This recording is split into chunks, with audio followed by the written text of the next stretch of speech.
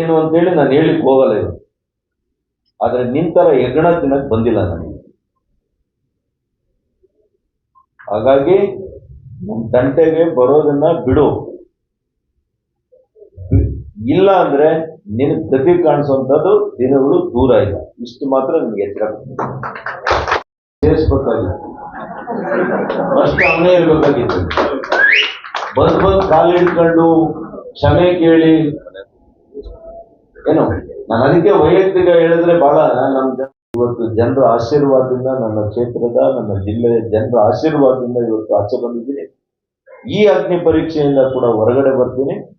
ಬಂದು ನಿಮಗೆ ಸಿಂಹ ಸ್ವಪ್ನವನ್ನ ಆಗುವಂತ ರೀತಿಯಲ್ಲಿ ನಾನು ಮಾಡ್ತೀನಿ. ಮುಂದೆ ರಾಜಕಾರಣ ನೋಡಿದ್ದೀರಿ, ಇನ್ನು ಬೇರೆ ರಾಜಕಾರಣ ನೋಡ್ತೀರಿ ಅಂತ ನಿಮ್ಗೆ ಸವಾಲಾಗ್ತಾ ಇದ್ದೇನೆ. ಒಂದ್ ಕೆನ್ನೆ ಒಡಿಸ್ಕೊಂಡು ಎರಡನೇ ಕೆನ್ನೆ ತೋರಿಸುವಂತ ಯುಗದಲ್ಲಿ ನಾನಿಲ್ಲ.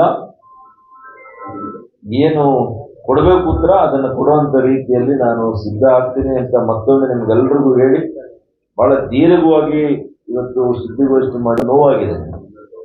ಕಳೆದ 8 ದಿವಸಗಳು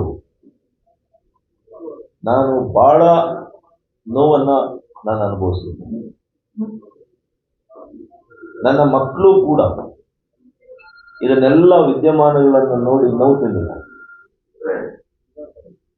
ನನ್ನ ಮಗ ಹತ್ಕೊಂಡು ಕೇಳಿದ, ನಿನ್ನಂತ ಒಳ್ಳೆ ವ್ಯಕ್ತಿ ಮೇಲೆ ಇಂಥದ್ದೆಲ್ಲ ಮಾಡ್ತಾರಲ್ಲ, ಇಂಥ ದರಿದ್ರ ರಾಜಕಾರಣ ಯಾಕೆ ಬೇಕು ನಿನಗೆ, ಬಿಟ್ಬಿಡಪ್ಪ ಅಂತ. ಹಾಗಾಗಿ ಇದನ್ನೆಲ್ಲ ಕೂಡ ನಾನು ನೋಡಿ ಬಹಳ ನೋವು ಪಟ್ಟಿದ್ದೀನಿ.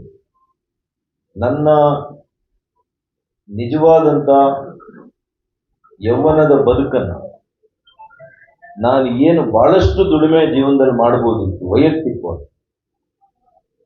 ಆಸ್ತಿ ಗಳಿಸ್ಬೋದಿತ್ತು, ಆರ್ಥಿಕವಾಗಿ ಬಹಳ ಬೆಳಿಬೋದಿತ್ತು. ನನಗಿದ್ದಂಥ ಸಂಪರ್ಕ, ನನಗಿರ್ತಕ್ಕಂಥ ಚಾಕಚಕ್ಯತೆ.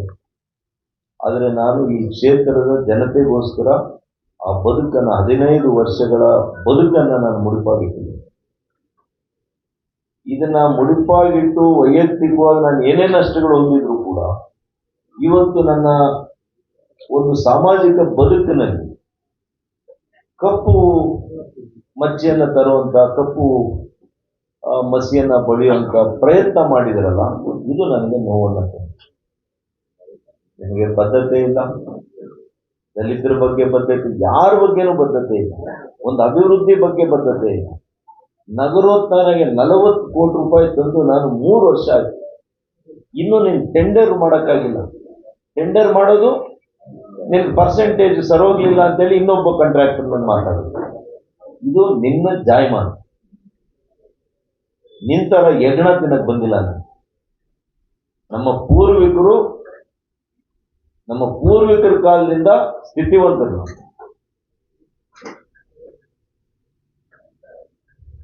ನಿನ್ನ ವೈಯಕ್ತಿಕ ಹೇಳಲಿಕ್ಕೆ ಹೋಗಲ್ಲ.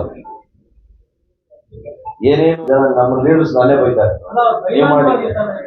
ಹಾಗಾಗಿ ನಾವು ಬಹಳ ಬೇಗ ಕ್ಷಮೆ ಮಾಡ್ತೀವಿ, ಗೊತ್ತಾಯ್ತಲ್ಲ. ಅದಕ್ಕೆ ಪ್ರತಿಫಲ ಇದೆ. ನಮ್ಗೆ ಒಳ್ಳೆತನಕ್ಕೆ ಪ್ರತಿಫಲ ನನಗೆ ಇವತ್ತಾಗಿರೋದು. ಅವ್ರ ಬಾಯಿ ಏನು ಅಂತ ನೀವೇ ನೋಡಿದ್ದೀವಿ. ಈಗ ಹೇಳೋ ಮಾತು ಇನ್ನೊಂದು ಸೆಕೆಂಡ್ ಇರಲ್ಲ.